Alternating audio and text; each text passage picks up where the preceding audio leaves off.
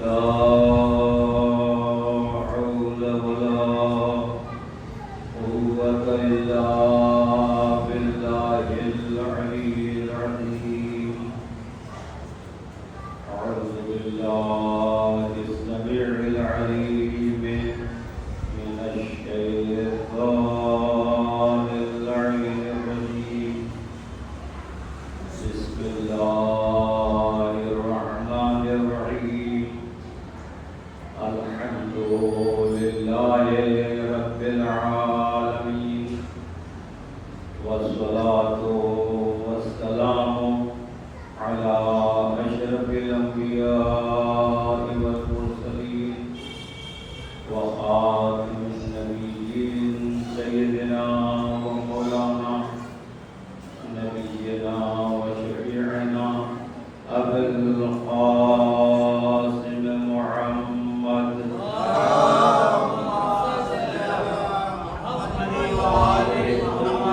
الطاهرين المعصومين المظلومين، واللعنة الدائمة الباقية على أعدائهم ومنكرين وضالين وغاصبي حقوقهم أجمعين. أما بعد، فقد قال سبحانه تبارك وتعالى في كتابه المبين وهو أصدق القائلين وقوله الحق. بسم الله الرحمن الرحيم. هو الذي بعث في الأميين رسولا منهم يتلو عليهم آياته ويزكيهم ويعلمهم الكتاب والحكمة وإن كانوا من قبل لفي ضلال مبين. اللهم صل على محمد وآل محمد. لگتا ہے کہ آپ لوگ میرے ساتھ چلتے چلتے بہت تھکتے ہیں اور آہستہ آہستہ مجمع بہرحال اب اس سے آگے تو نہیں کہہ سکتا. آج اس اشرے کی آخری 10ویں مجلس ہے. ابھی تک جو گفتگو ہوئی اس میں ہم آپ کے اذان عالیہ کے ساتھ وہاں تک پہنچے کہ اللہ نے اپنی کتاب کے لیے ایک قانون کی وضاحت کرنے کے لیے عادی راہبر اور رسول بھیجا. کچھ ذہنوں نے یہ فیصلہ کیا کہ اللہ کے رسول نے تعلیم دے دی، آیات کی تلاوت کر دی، ہمارے نفوس کا تزکیہ کر دیا اور حکمت بتا دی. ہم اس منزل پہ پہنچ گئے ہیں کہ اب اللہ کے رسول کی ضرورت نہیں ہے، ہمارے لیے کتاب کافی ہے. کل یہیں تک بات پہنچی تھی کہ کتاب کی تشریح کرنے والے کی ضرورت نہیں رہ گئی، ہمارے لیے کتاب کافی ہے. اور کچھ لوگ بیچارے اس بات پہ بسیط ہیں کہ اگر کتاب کافی ہے تو پھر رسول اللہ نے جن کو کتاب کے ساتھ جوڑا ہے ان کے بجائے رسول اللہ نے جن کو کلمہ پڑھوایا تھا ان کی عزت کی جائے، اور ہم پر الزام یہی ہے کہ یہ ان کو نہیں مانتے جنہوں نے کلمہ پڑھا تھا۔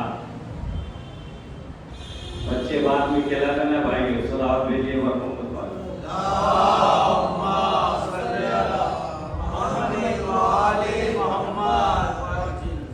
اہم گفتگو ہے، کیا الزام ہے آپ پر ہم پر کہ یہ ان کو نہیں مانتے جن کو ہم مانتے ہیں، ہے یا نہیں ہے؟ یہ ان کو نہیں مانتے جن کو ہم مانتے ہیں، یعنی صاف لفظوں میں کہا جائے کہ یہ لوگ اصحاب کو نہیں مانتے۔ بڑی مشکل یہ ہے کہ رسول اہل بیت کو منوانا چاہتے تھے اور امت اصحاب کو منوانا چاہتی ہے۔ اب بھائی ہم کیا کریں؟ ماننا اور احترام کرنا دونوں میں فرق ہے۔ معاذ اللہ ہم کسی کے احترام پہ کمی نہیں کرتے، احترام تو سب کا ہی کرتے ہیں، اور جنہوں نے رسول کی زیارت کی ہے ان کا احترام کیوں نہ کریں؟ جنہوں نے بار بار زیارت کی ہے ان کا احترام کیوں نہ کریں؟ مگر جب پوچھا گیا کہ صحابی کہتے کسے ہیں تو کہا حالت ایمان میں رسول کو دیکھنا اور ان کی زیارت کرنا یہ صحابیت ہے، حالت ایمان میں۔ اب سورہ منافقون بتا رہا ہے کہ پاس بیٹھے ہوئے بہت سارے لوگ جو تھے وہ منافق تھے، تو حالت ایمان میں تو تھے نہیں، تو آپ سب کا احترام کیوں کروانا چاہتے ہیں؟ جو حالت ایمان میں پیغمبر کے ساتھ ہیں ان کا ہم احترام کرتے ہیں، وہ ہمارے آنکھوں کے تارے ہیں، وہ ہمارے لیے سارے کے سارے ہمارے ہیں، اس میں کوئی شک نہیں ہے، مگر جو ہے وہ حالت ایمان میں ثابت تو کریں۔ بھائی جو ہے وہ حوض کوثر پر قرآن کے ساتھ اہل بیت بھی جائیں گے، اور صحیح مسلم میں صحیح بخاری میں صاف صاف لکھا ہوا کہ کچھ لوگ آئیں گے حوض کوثر پر جنہیں فرشتے ہٹائیں گے کہ یہاں سے ہٹو یہاں سے ہٹو، پیغمبر آواز دیں گے یہ تو ہمارے صحابی ہیں ان کو کیوں ہٹا رہے ہو؟ تو آواز آئے گی یا رسول اللہ آپ کو کیا معلوم کہ آپ کے بعد انہوں نے دین میں کیا کیا احداث کیا، کیا کیا خرابیاں پیدا کی۔ صلوات بھیجیے محمد والا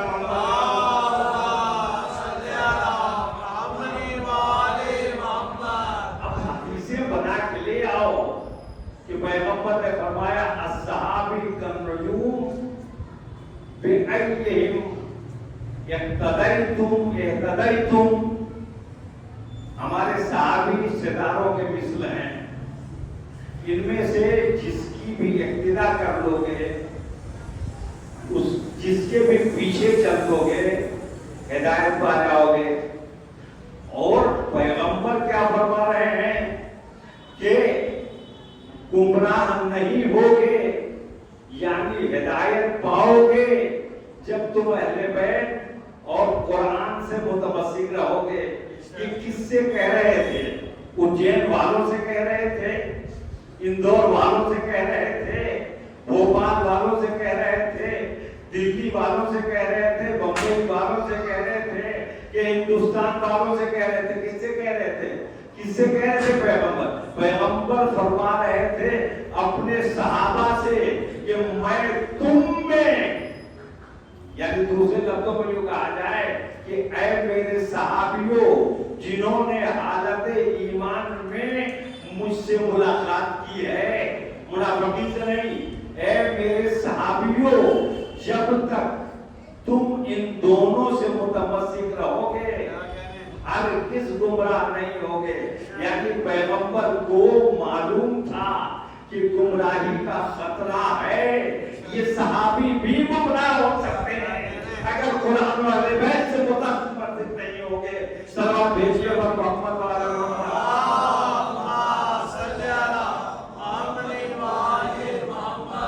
تو تم انہیں منوانا چاہتے ہو، ہمیں ان کو منوانا چاہتے ہو جس کو پیغمبر اہل بیت منوا رہے تھے، جن کو پیغمبر اہل بیت منوا رہے تھے، پیغمبر ہی بتا رہے تھے کہ دیکھو یہ علی حق کے ساتھ ہے اور حق علی کے ساتھ ہے۔ اے صحابیوں دیکھ لینا جدھر جدھر علی جائے گا حق ادھر ہی ادھر ہوگا۔ اب بتائیے کہ لوگ علی کے ساتھ گئے یا نہیں گئے؟ جو گیا وہ حق کے ساتھ گیا، جو علی کے ساتھ نہیں گیا وہ حق کے ساتھ نہیں گیا۔ سلام بھیجیے القرآن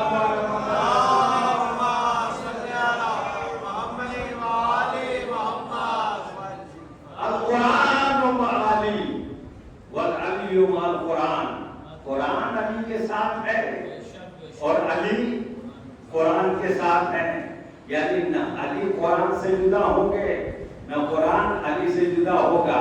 اب اس کا مطلب یہ ہے کہ تم جو ہے وہ علی کے ساتھ جاؤ گے تو تمہیں قرآن ملے گا، اور اگر علی کے ساتھ نہیں جاؤ گے تو قرآن نہیں ملے گا۔ کس سے کہہ رہے تھے یہ یاد رکھیے گا، کہہ رہے تھے صحابیوں سے، مدینے میں کہہ رہے تھے، ان صحابیوں سے کہہ رہے تھے جو بدر میں ساتھ تھے، جو خندق میں ساتھ تھے، جو خیبر میں ساتھ تھے، جو حنین میں ساتھ تھے، ہر جگہ کہہ رہے تھے۔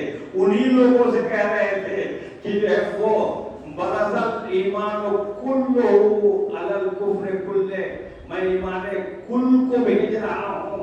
یعنی اگر صحابی مومن تھے تو علی کل ایمان تھے، لہذا کل ایمان کے ساتھ کا حکم دیا جا رہا تھا۔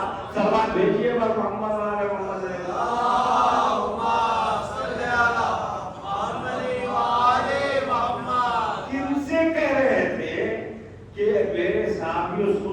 انہی سے کہہ رہے تھے نا کہ انا مدینۃ العلم، انہی کو بتا رہے تھے کہ میں علم کا شہر ہوں، وہ علی بابوہا، اور علی اس کا دروازہ ہے۔ اگر مجھ سے علم لینا ہے تو علی ہی کے پاس آنا۔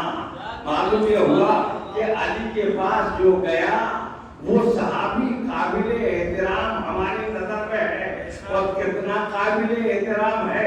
اگر آپ کو سننا چاہتے ہیں تو سنیے، سلمان کو ہم اپنا پیشوا مانتے ہیں، ابوذر کو ہم اپنا رہنما مانتے ہیں، مقداد کو ہم اپنا ملجا و مأویٰ مانتے ہیں۔ کیوں مانتے ہیں؟ اس لیے کہ یہ سب صحابی علی کے ساتھ رہ کر بتا رہے تھے کہ ہم نے پیغمبر کے فرمان پہ عمل کرنا چھوڑا نہیں ہے، مگر جو علی کے ساتھ نہیں رہے انہوں نے عمل کرنا چھوڑ دیا تھا۔ اب انہیں تم منوانا چاہتے ہو۔ سلام بھیجیے اور محمد والا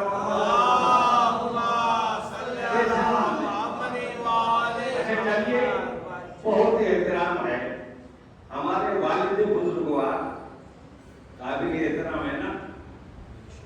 ہم اپنے والد کا احترام کرتے ہیں، اپنے دادا کا احترام کرتے ہیں، اپنے نانا کا احترام کرتے ہیں، اپنے چچا کا احترام کرتے ہیں۔ ایک دن کیا ہوا، کتابیں لیے ہوئے میں چلا جا رہا تھا، کسی نے پوچھا کہ بھائی کہاں جا رہے ہیں؟ تو میں نے پڑھنے جا رہا ہوں۔ کہا کس سے پڑھنے جا رہا ہوں؟ کہا فلاں مولوی صاحب کیا پڑھنے جا رہا ہوں؟ کہتے مولوی صاحب کیا پڑھنے جا رہے؟ تم اپنے باپ کا احترام نہیں کرتے، اپنے دادا کا احترام نہیں کرتے؟ تمہارے باپ دادا نانا سب موجود ہیں، وہ مولوی صاحب ان کیا پڑھنے کیوں جا رہا ہو؟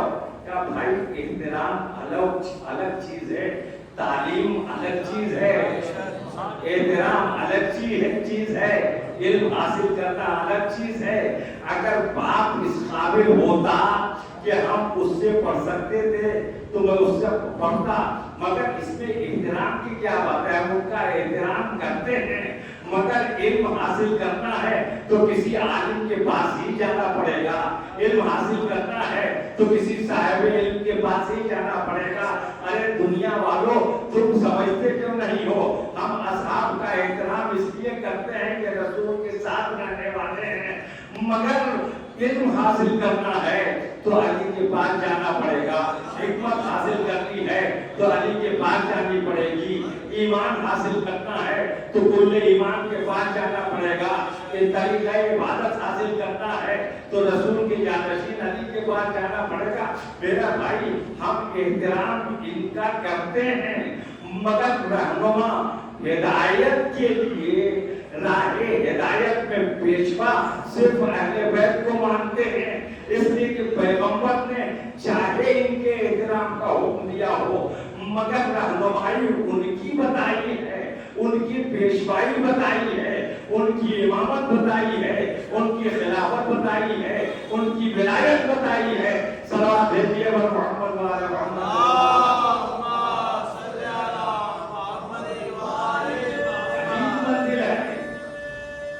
دنیا کہاں لے جانا چاہتی ہے ہمیں؟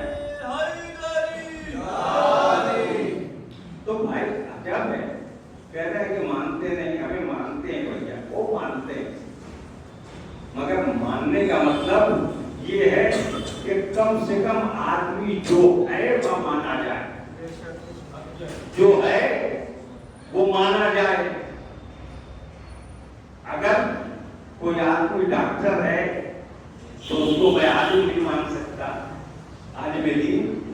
اگر کوئی عالم دین ہے تو اس کو انجینئر نہیں مان سکتا، اگر کوئی انجینئر ہے تو اس کو میں وکیل نہیں مان سکتا، اگر کوئی وکیل ہے تو اس کو میں انجینئر نہیں مان سکتا۔ یعنی ماننا ہے مگر جو ہے وہ مانو۔ تو بھائی صحابی بس احترام کے قابل اس لیے ہیں کہ رسول کی زیارت کی ہے، بس میں پیغمبر میں بیٹھے ہیں، پیغمبر سے سبق حاصل کیا ہے۔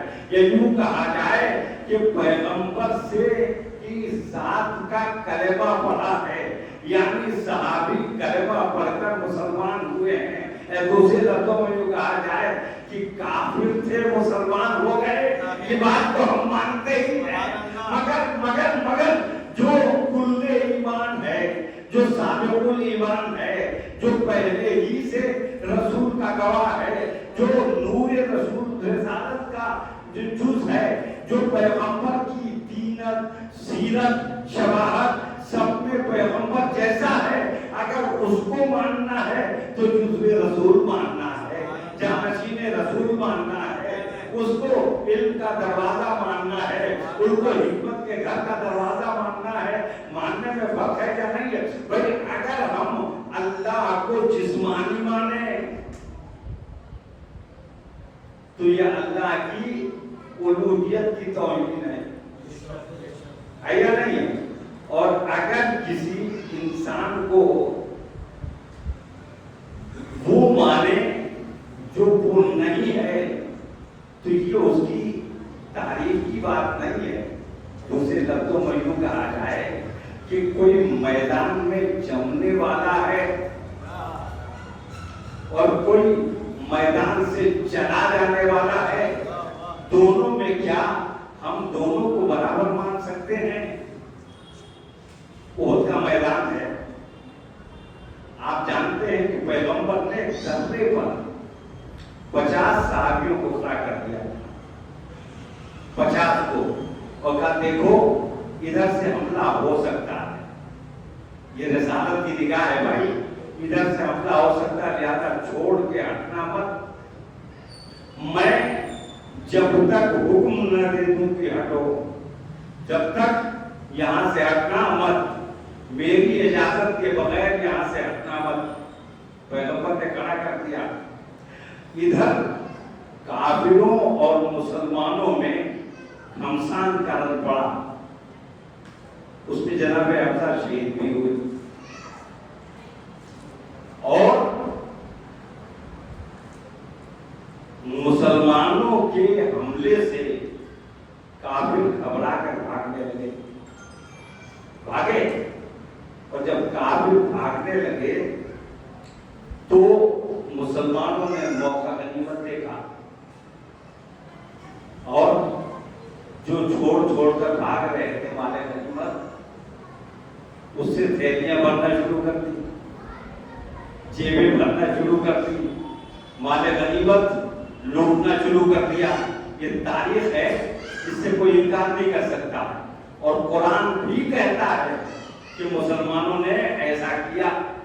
اب جب مسلمانوں نے لوٹنا شروع کیا، یعنی مال دنیا پر نگاہ ٹک گئی مسلمانوں کی، تو ادھر سے کیا ہوا کہ خالد بن ولید جو ابھی کافروں کا لشکر لے کر تھا، کافروں میں ابھی مسلمان نہیں ہوا تھا، وہ لشکر لے کر وہ درتے کے پیچھے سے ساتھ میں لگا ہوا تھا کہ مسلمان ہٹے۔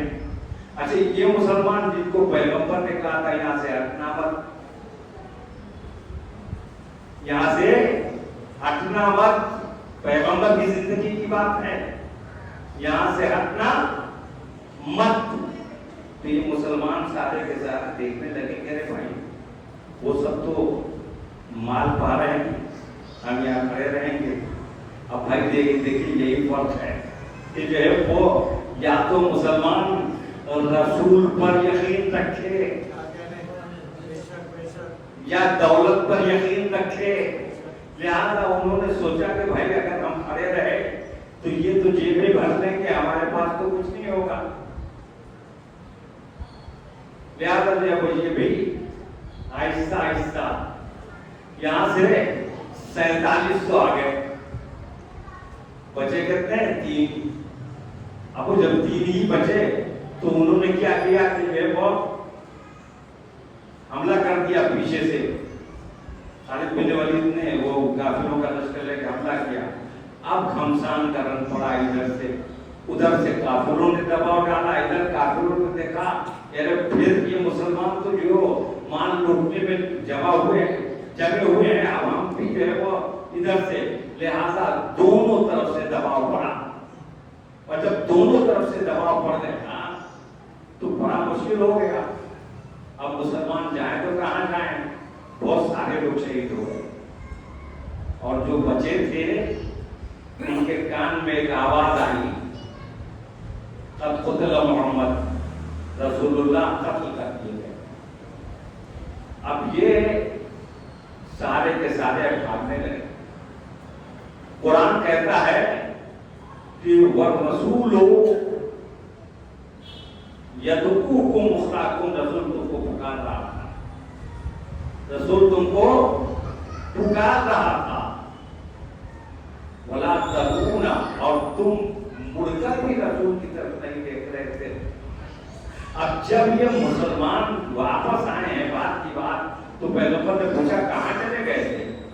کہا یا رسول اللہ، ایک آواز بلند ہوئی تھی، جس آواز کو سننے کے بعد ہم نے سوچا کہ جب آپ بھی نہیں رہے تو پھر جو ہے وہ میدان میں رہنے کا فائدہ کیا ہوا، لہٰذا ہم چلے گئے۔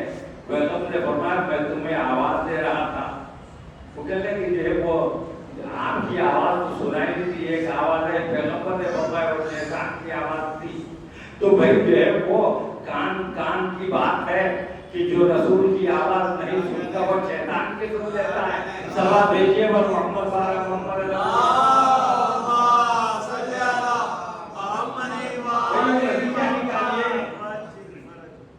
رسول کی زندگی کے بعد تو چھوڑ دیجیے، رسول کی زندگی میں مسلمان رسول کو نظر انداز کر کے دولت پہ نظر ٹکا سکتا ہے، تو رسول کے بعد دولت پہ حکومت پر نظر کیوں نہیں ٹکا سکتا ہے؟ صلوات بھیجیے بر محمد اللہم صلی علی محمد و آلِ محمد۔ کافروں نے یہ تنگ کرنا شروع کر دیا. کچھ چلے گئے. اچھا ایسے ایسے بزرگ تھے جنہوں نے جگہ بھی بتائی کہ میں فلاں مقام پہ چلا گیا تھا, میں فلاں مقام پہ چلا گیا تھا, میں 3 دن کے بعد واپس آیا, فلاں مقام پہ چلا گیا تھا. تو خود انہوں نے اقرار کیا کہ گیا تھا اور چلا گیا تھا تو یہ دھوپ چلا گیا تھا. بھائی یہ سب تو سب ٹھیک ہے. اب جو وہ جب کافروں نے گھیرا تنگ کر لیا تو پیغمبر کی شان تھی کہ جہاں رہتے تھے وہاں سے ہٹتے نہیں تھے. لہٰذا چاروں طرف سے پیغمبر کو انہوں نے گھیرا. ان کا ارادہ بھی یہ تھا کہ ان کو قتل کر دیں, اور انہوں نے گھیرا. کسی نے پتھر چلایا, آپ کے ہونٹوں پہ دندان مبارک پر ضرب آئی, آپ جو ہے اس پتھر کے زور سے گڈھے میں گر بھی گئے. اور ادھر مولا علی نے کہ اس مجمع میں پیغمبر کو ڈھونڈتے پھر رہے ہیں. پیغمبر کو ڈھونڈتے ڈھونڈتے مولا علی اور کچھ بچے کچھ صحابی ڈھونڈتے ڈھونڈتے گئے, مگر دیکھو جو بچے تھے وہ بھی بیچارے نہیں تھے. اب اکیلے مولا علی, اکیلا اللہ اور اکیلا رسول. اکیلے مولا علی, اکیلا اللہ, اکیلا رسول.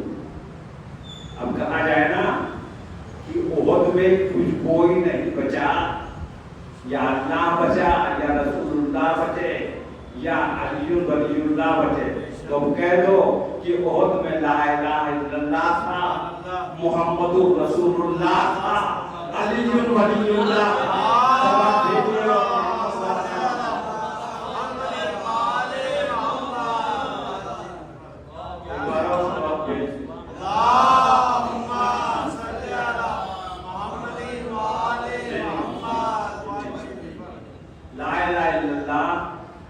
محمد رسول اللہ علی ولی اللہ, یہ بہت تنگ ہے.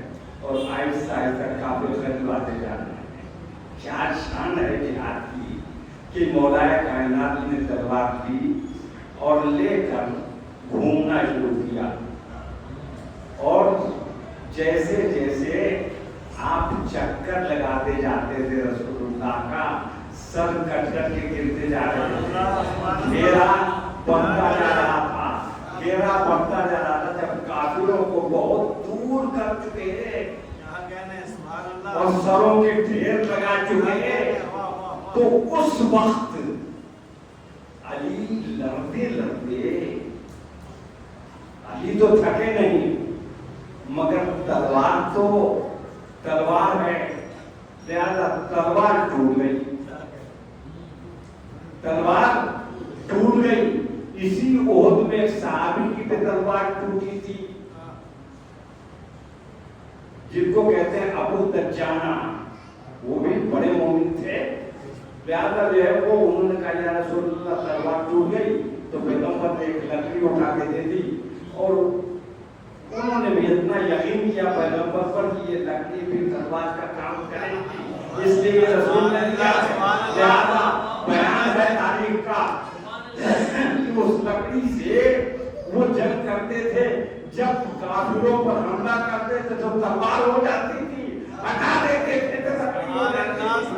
تو یہاں پیغمبر نے بتا دیا کہ دیکھو میں فخر موسیٰ ہوں, اگر عصا بھی دے دوں ہاتھ میں تو کبھی اژدہا بن سکتا ہے, کبھی لکڑی بن سکتا ہے. صلوات بھیجیے بر محمد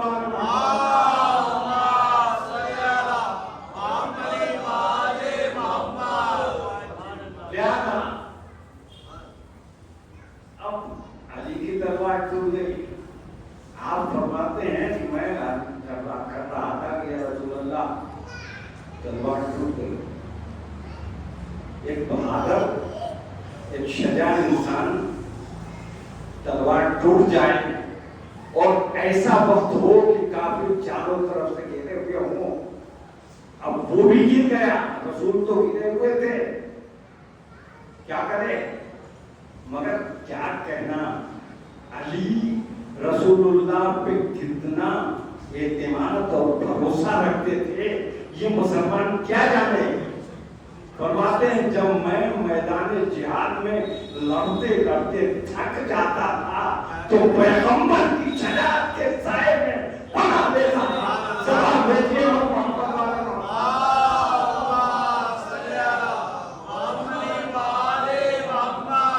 کوئی بتا نہیں سکتا تھا کہ پیغمبر کتنے شجاع ہیں, مگر کبھی تلوار چلاتے ہوئے کسی نے دیکھا نہیں تھا.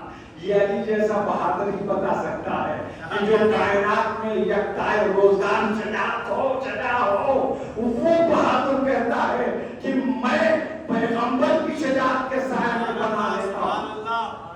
تو کتنے شجاع ہوں گے پیغمبر, یعنی پیغمبر کی علم کو علی بتائیں گے, پیغمبر کی شجاعت کو علی بتائیں گے, پیغمبر کے ثبات قدم کو علی بتائیں گے, پیغمبر کے صبر کو علی بتائیں گے, پیغمبر کی وجاہت کو علی بتائیں گے. اور کون بتا سکتا ہے جو ہر کمال میں یکتا اور روزگار کائنات کا سب سے بڑا بہادر اور شجاع عالم اور عابد ہو, وہ بتا سکتا ہے کہ رسول کیسا عالم ہے, رسول کیسا عابد ہے, رسول کیسا شجاع ہے.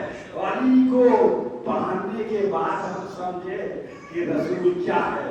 دنیا علی کے علاوہ جن کو دیکھتی ہے ان کو دیکھنے کے بعد نہیں اندازہ لگتا کہ یہ جانشین تو رسول کیسا ہوگا, اور علی کو دیکھنے کے بعد پتہ چلتا ہے یہ جانشین تو رسول کیسا ہوگا. سلام بھیجیے محمد والے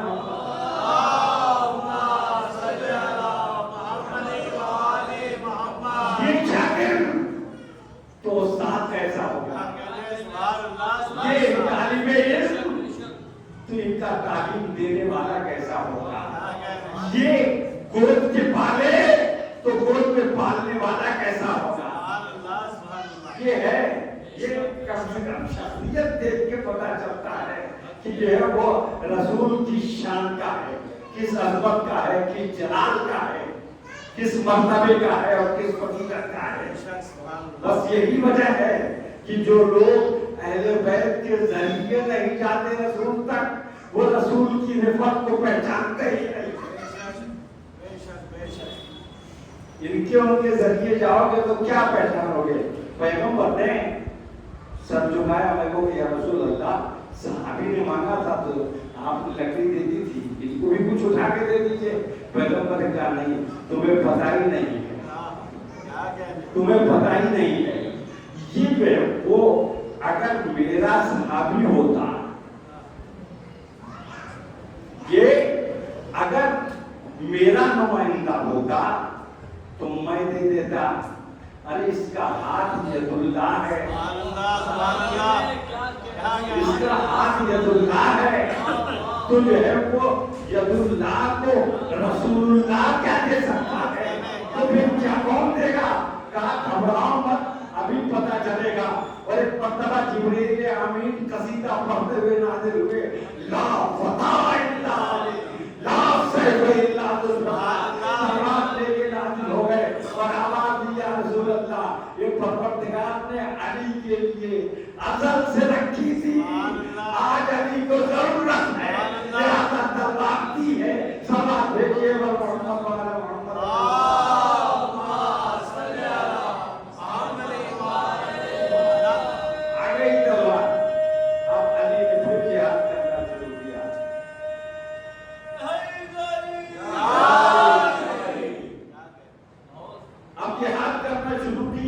تو جیسے ہی جہاد کیا کافر تو بھاگ گئے, اب وہ نہیں پائے. اکیلے میں بھگا کے بتایا کہ دیکھو رسول کے لیے جان کیسے نثار کی جاتی ہے, رسول کی جان کیسے بچائی جاتی ہے. ایک مرتبہ جبریل امین نے آواز دی, رسول اللہ یہ علی, انہوں نے تو جو ہے وہ ادا کر دیا. پیغمبر نے فرمایا تکفینی تکفینی, اے علی تم ہمارے لیے کافی ہو. تکفینی तकवीनी, ये मुहद्दिस देहलवी ने लिखा है कि पैगंबर तकवीनी जिब्रील ने कहा या रसूल अल्लाह, क्या मवासात की है, क्या मवाखात की है, क्या मदद की है आपकी? अली ने कहा, तो अब पैगंबर ने क्या फरमाया, क्यों न हो, लिअन्नहु मिन्नी व अना मिन्हु,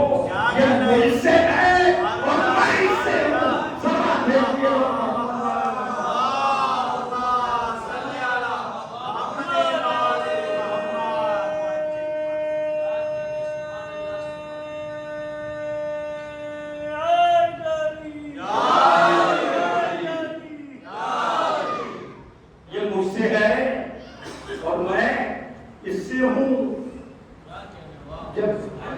सलाम भेजिए पैगंबर को गड्ढे से निकाला तो पैगंबर ने पूछा, अली सब चले गए, तुम नहीं गए? जब सब चले गए तो तुम भी चले जाते। या रसूल अल्लाह, सब बाद में जवाब देंगे कि क्यों गए, मगर मैं पहले बता देता हूं, साहिब शरीयत के सामने जो सारी दुनिया जानती है कि अगर पैगंबर के सामने कोई बात कही जाए और पैगंबर न टोके तो क्या कहा जाता है, ये हदीस सुन ले। हदीस की किस्में हैं, या तो पैगंबर खुद पर फरमाए, वो हदीस है, या पैगंबर खुद करे, वो हदीस है, या पैगंबर के सामने कोई कुछ कहे या अमल करे और पैगंबर खामोश रहे तो वो भी हदीस बनती है। पैगंबर के सामने, साहिब शरीयत के सामने मौला अली क्या फरमा रहे हैं, अक्फुर बादल ईमान, ऐसे ईमान के बाद, ऐसे ईमान के बाद क्या मैं काफिर हो जाता? यानी फैसला कर दिया कि पैगंबर को छोड़कर मैदान से भागना ईमान नहीं है, कुफ्र है। सलाम भेजिए मोहम्मद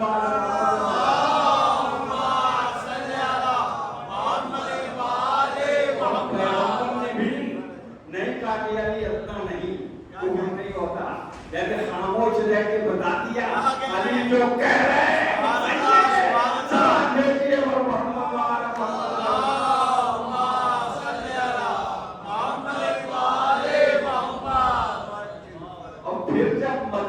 पहुंचे मस्जिद नबी में पूछा लोगों से, तो उन्होंने कहा कि भाई हमने सुन लिया था कि आप नहीं थे, तो नहीं रह गए तो मैदान में रहने से क्या फायदा, जान देने से क्या फायदा?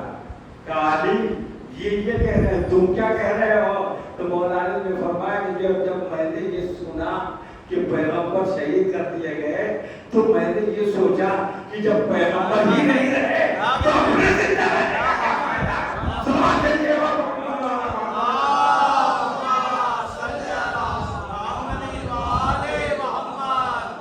ये है असहाब में और अहले बैत में फर्क, ये है फर्क जी। आके काफिर को साखी करता है, कहता है कि तुम मरोगे तो गाजी हो, तुम जिंदा रहोगे तो गाजी हो जाओगे, मरोगे तो शहीद हो जाओगे, तुम्हारा अकीदा है, आप मुझसे लड़ लो, मगर कोई तैयार नहीं, अली खड़े होते बार बार। और फिर पैगंबर ने जब भेजा तो आवाज दी कि कुल्ले कुफ्र के मुकाबले में कुल्ले ईमान को भेजना हो, या पैगंबर के क्या मतलब है? वो कुल्ले कुफ्र और ये कुल्ले ईमान, पैगंबर बताता है देखो जिसके मुकाबले में अली जाए, क्या कह रहे हैं, सुभान अल्लाह, वो कुल्ले कुफ्र है, और जो कभी अली के मुकाबले में आ जाए वो कुल्ले कुफ्र है। यानी अली तो हमेशा कुल्ले ईमान रहेगा, क़यामत तक जो मुकाबले में आएगा वही काफिर रहेगा। समाज भेजिए मोहम्मद वाले मोहम्मद,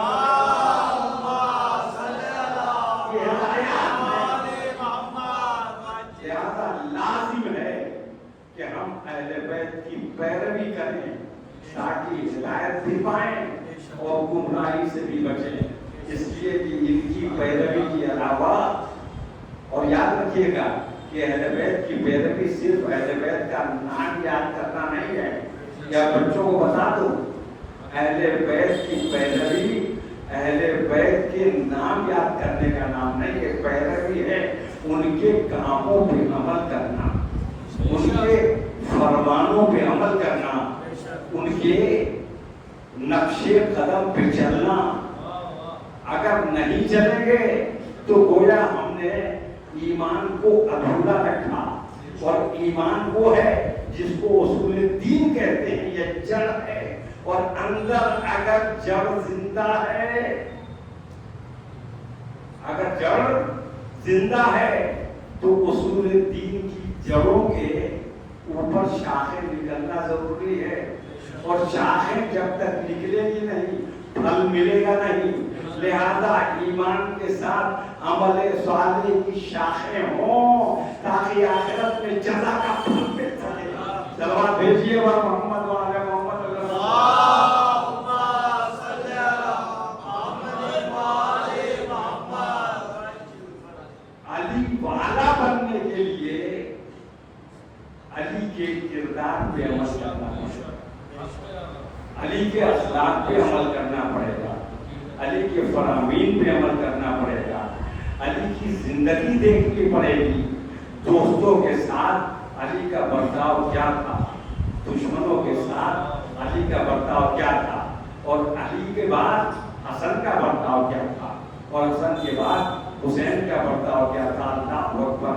فاطمہ کے لال نے تو کربلا میں آ کے بتا دیا کہ دیکھو ہم جب کسی کی تربیت کرتے ہیں تو جو ہے وہ چند لمحوں میں تربیت ایسی ہو جاتی ہے کہ جسم الگ الگ ہوتے ہیں مگر روح ایک ہو جاتی ہے. نگاہیں الگ الگ, آنکھیں الگ الگ ہوتی ہیں مگر نگاہیں ایک ہو جاتی ہیں. دماغ الگ الگ ہوتے ہیں مگر نظریہ ایک ہو جاتا ہے. کس کس قبیلے کے لوگ آئے تھے مگر ان سارے قبیلوں کے لوگوں کو امام نے اپنے کردار میں ایسا ڈھالا کہ امام زمانہ علیہ السلام فرماتے ہیں جب تم وقافت الارض التي فيها تم بھی پاک ہو گئے اور وہ زمین بھی پاک ہو گئی جس میں تم دفن کر دیے گئے.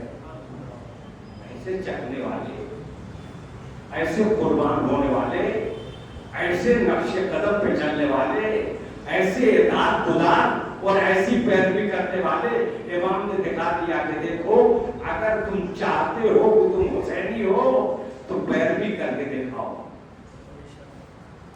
جوش میں نہیں, ہوش میں آ کے دکھاؤ.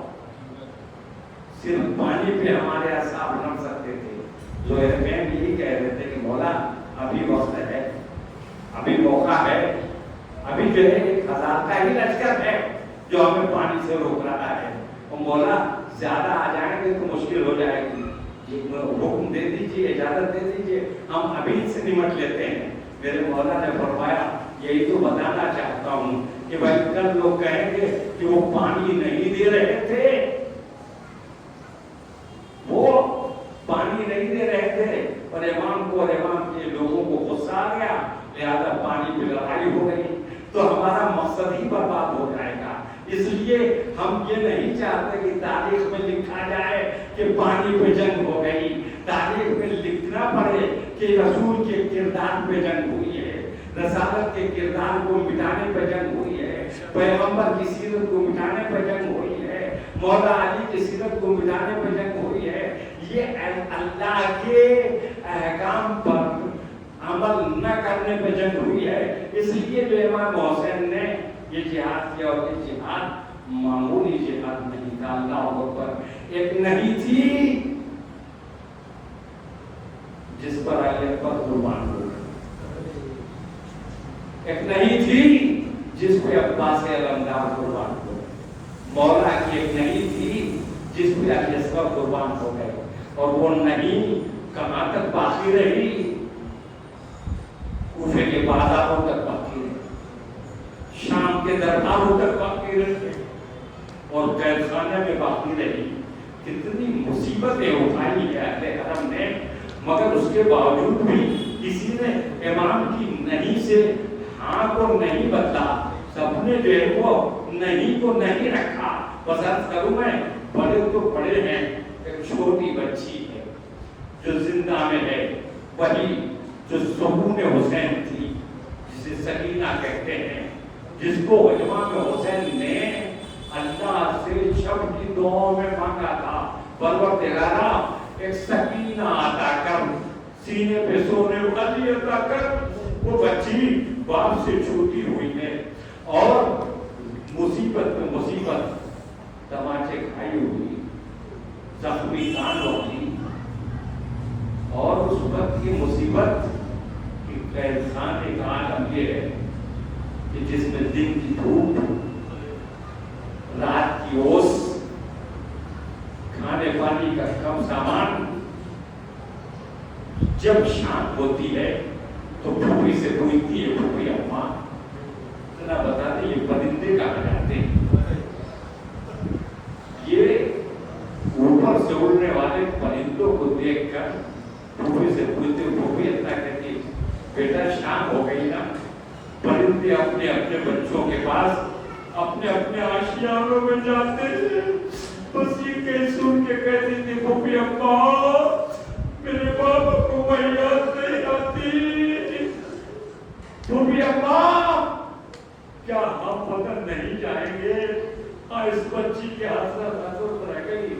آخر میں تاریخوں میں لکھا ہے کہ یہ بچی اتنی کمزور ہو گئی تھی، سسکیاں لے لے کے کہتی تھی کہ بھیا اب تو پیاسے رہتے رہتے میری ہڈیاں سوخت ہو گئی ہیں، میرے جسم میں ایک آگ سی لگی رہتی ہے. اے بھیا اگر میں اس دنیا سے چلی جاؤں تو ایسی نم زمین پہ دفن کیجیے گا کہ میری ہڈیوں کو تری ملتی رہے. اللہ اکبر. بچی کا یہ بیان سن سن کے اہل حرم روتے رہتے تھے. میں نہیں یاد کر سکتا اتنا سسکتی تھی یہ بچی کہ سسکیاں زندان سے باہر آتی تھی. باپ کو یاد کر کے مسائل میں مبتلا بچی جو سسکتی تھی تو کوئی گزرتا تھا تو اس کے کانوں میں یہ آواز اس کا کلیجہ اس کے دل میں منتقل کر دیتی تھی. لکھا ہے کہ عبداللہ نامی ایک شخص تھا، گزرتا تھا اور اس نے یہ سسکیاں سنی تو بے چین ہو کر گھر آیا. اپنی زوجہ سے کہا میری زوجہ، میری ہمسفر، ہمیشہ تم جمعرات کو نظر کا کھانا بناتی ہو اور غریبوں اور مسکینوں کو کھلاتی ہو. آج تم جمعرات کا جو کھانا تیار کرنا تو زندہ میں شام کو لے کے جانا. کر جاؤ کہ میں نے کچھ ایسے بچوں کو سجدے میں سنا ہے کہ مجھے لگتا ہے کہ ان بچوں کو بھرپور کھانا دیا جاتا، نہ پانی دیا جاتا. بڑے مصیبت زدہ لگتے ہیں. بیوی ثواب زیادہ ہوگا اگر انہیں کھانا کھلا دیا جائے. اس نے شوق سے کھانا تیار کیا اور شوہر کے ساتھ زندہ کے دروازے تک گئی. ترش اپنے سر پر رکھے ہوئے زندہ کے اندر گئی. کیا دیکھا؟ ایک جوان ہے مگر مصیبتوں کی وجہ سے ضعیفی کا عالم ہے. ہتھکڑیاں پہنے ہوئے، بیڑیاں پہنے ہوئے، زنجیروں میں جکڑا ہوا. اس کو میں نے سلام کیا، کہا شیخ اس زندہ میں کچھ بچے ہیں کیا؟ اس نے اشارہ کیا. شاید اس سے بولا نہیں آتا. میں آگے بڑھی تو کیا دیکھا؟ کچھ بیویاں ہیں جو اپنے سر زانوں میں دیے ہوئے بیٹھی ہوئی ہیں. ایک بچی ہے جو ایک بیوی کی گود میں بیٹھی ہوئی سسک رہی ہے. میں جب آگے بڑھی میں نے فون لے جا کر رکھا. میں نے کہا بیوی یہ آپ کے لیے میں لے کے آئی ہوں، اسے سیر ہو کے کھا لیجئے.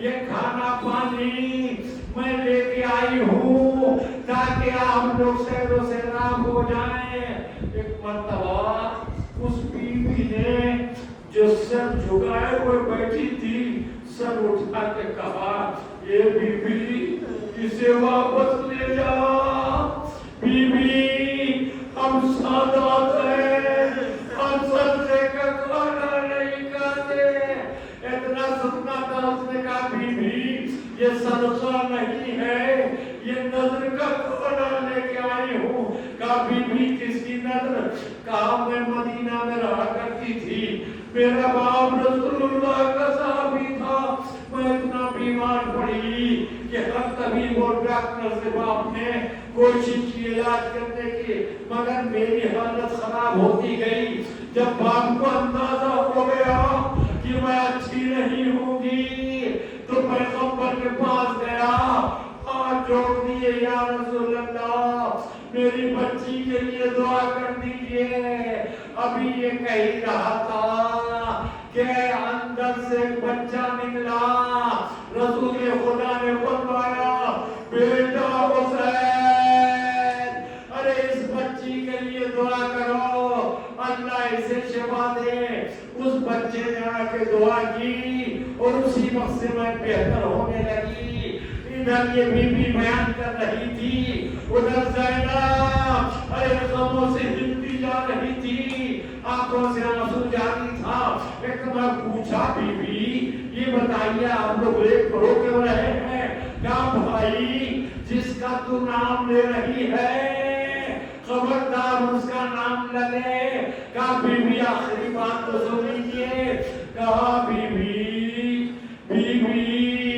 ارے اس کی دعا سے میں اچھی ہو گئی میرے باپ نے مجھے وصیت کی بیٹا جب تک زندہ رکھنا نا رسول کے پیارے نواسے حسین کے لیے نظر مان لینا اور نظر کا کھانا ہمیشہ غریبوں اور مسکینوں کو پہنچانا بیٹی یہ نظر ماننا کہ خدا حسین کو ہر مصیبت سے محفوظ رکھے پروردگارا حسین سلامت رہے حسین کی سلامتی کی نظر لائی ہوں بیوی ارے بیوی آ کر اپنے لگی سکینہ بچانے کھانے لگی آواز دی بیوی آئی تو یہ کھانا نہ سلامتی ہے حسین کی نظر کا لائی ہے اب سلامتی کی نظر نہ دلانا وہ طرف گئی کہا بیوی کیوں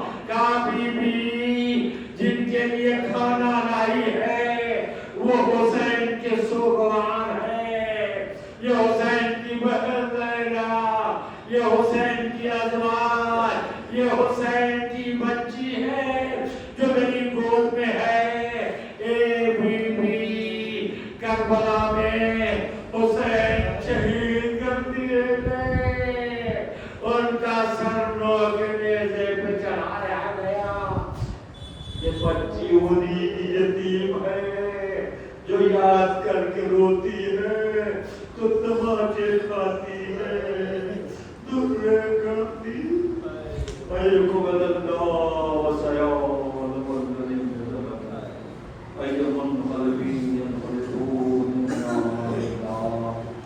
وإنا إليه راجعون رزم رمضائه تسليما لله قال إلها تنقل الله وراءها وقالنا سميعا إلا مؤمنون ناظر بالله بالله بزننا وعمل صالح تو مغلوب تو تو پریشان حالوں کی پریشانی کو تو بیماروں کو بیمار کرنا سب کچھ ہے اور میرا جناب مومن کے اللہ عزت امن کی بات کرنا مطلوبی کی نصرت کرنا ظالموں کو جس کو نہیں کرنا جب تک ہم دنیا کا ہے اٹھانا کرنے کی ہمارے السلام علیکم ہم کو ناصروں میں شروع کرنا ہم بھی غیر رب العالمین اللهم تقبل منا